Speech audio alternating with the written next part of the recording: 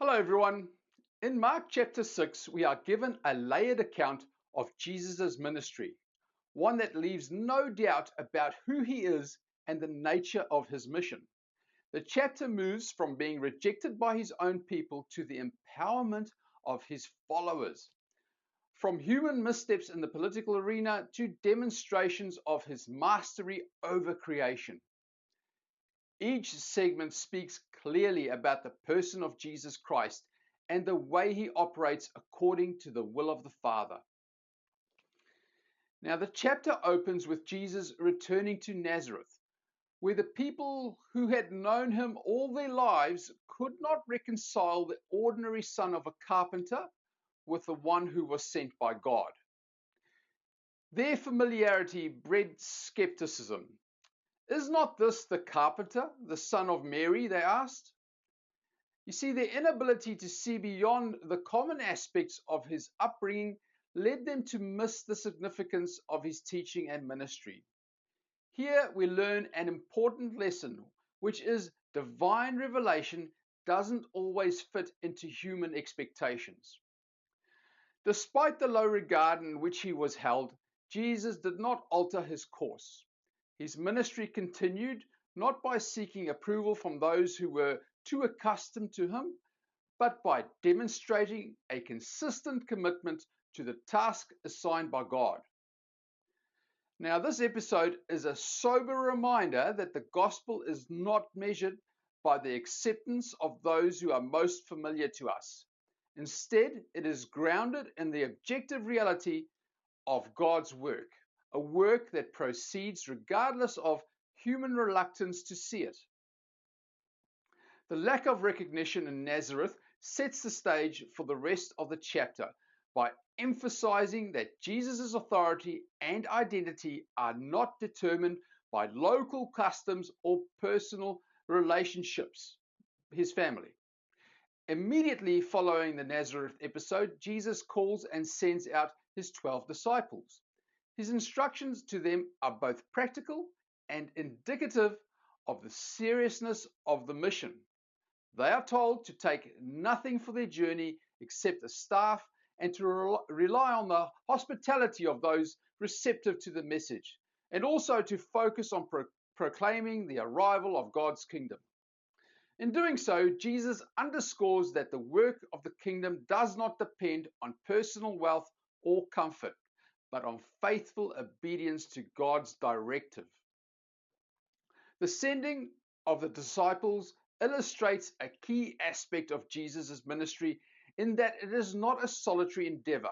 He equips those who follow him to continue the work of proclaiming and living out the message of God. The disciples' journey is marked by reliance on God's provision and a clear sense of mission. This serves as a model for all who seek to carry forward the work that Jesus began. Now, as the news about Jesus spreads, it reaches the ears of political leaders. King Herod hears reports of Jesus' identity and the works he performs. Now, disturbed by these accounts and exasperated by his own troubled conscience regarding John the Baptist, Herod's reaction is one of unease and ultimately lays the groundwork for and leads to a decision that results in John's execution. This part of the narrative contrasts the unwavering resolve of Jesus with the moral compromise of worldly authority.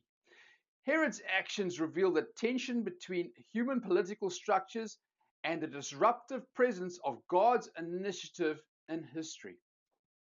The tragic fate of John the Baptist, whose ministry had so clearly prepared the way for Jesus, serves as a stark reminder of the cost that often accompanies the proclamation of God's message. While the political powers may seek to silence or manipulate, what they do not understand is Jesus' mission continued unabated. His work exposes the limitations of human authority and points clearly to the higher accountability of God. Among the most striking episodes in this chapter is the feeding of the 5,000. Faced with a crowd whose physical hunger were as great as their spiritual need, Jesus demonstrates a capacity to provide what defies ordinary limitations. With just 5 loaves and 2 fish, he not only meets the immediate need, but leaves a surplus, illustrating that in God's kingdom, provision is both abundant and transformative. This event is not to be read as merely an isolated act of compassion. It carries some deep theological significance. It points to the Creator who takes personal care of his creation. In multiplying the food, Jesus affirms his role as the provider, the one who supplies what is necessary for life. The miracle, therefore, serves as a sign of Jesus' authority, where the natural order is subject to the will of God. The chapter concludes with a striking account of Jesus walking on water. After sending the disciples ahead by boat, he later joins them as they battle a turbulent sea. His appearance stepping out onto the water forces the disciples to confront the limits of their understanding. Initially, they mistake him for a ghost. This reaction is rooted in a deep-seated fear of the unknown.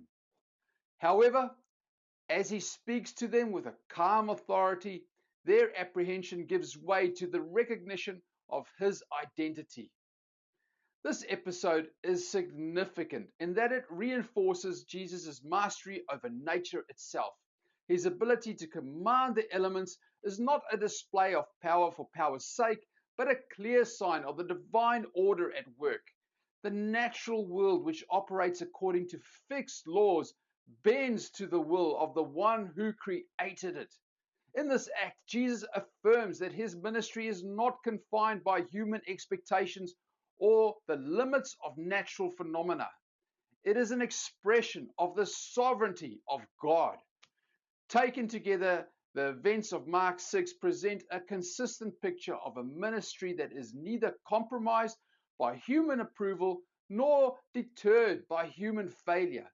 Whether in the familiar streets of Nazareth, in the commission of his disciples, or in the unsettling reactions of the political authorities, or the demonstrations of divine provision and authority over creation, Jesus operates with a singular purpose. His mission is to enact and reveal the will of the Father, a mission that stands apart from and often in opposition to the values and limitations of this world that we live in. For those who follow Jesus, these passages serve as a reminder that the work of God is not contingent on human recognition or the maintenance of established systems. It instead proceeds according to a higher plan, one that calls for obedience, reliance on divine provision, and a willingness to submit to God's authority. In every episode recorded in Mark 6, the figure that at the center remains unmistakably the one who is being sent by God, Jesus Christ, the Messiah, who even when he was met with disbelief and opposition, consistently points us back to his ultimate authority. So I ask you to consider these accounts as an invitation to re-examine your own life. The ministry of Jesus is not a relic of history, but a living model of how God interacts with us in the world today. It calls us to live in a manner that reflects a commitment to the values of the kingdom, a commitment that remains steadfast in the face of skepticism, human frailty, and the disruptive forces of worldly power. In doing so, we align ourselves with the one who not only sustains life, but transforms it by the power of his divine mission. Well, I really enjoyed working through this teaching over the last few days, and it was a pleasure to be able to share this teaching with you. Please join me next time for Mark chapter 7. And as always, thanks for watching.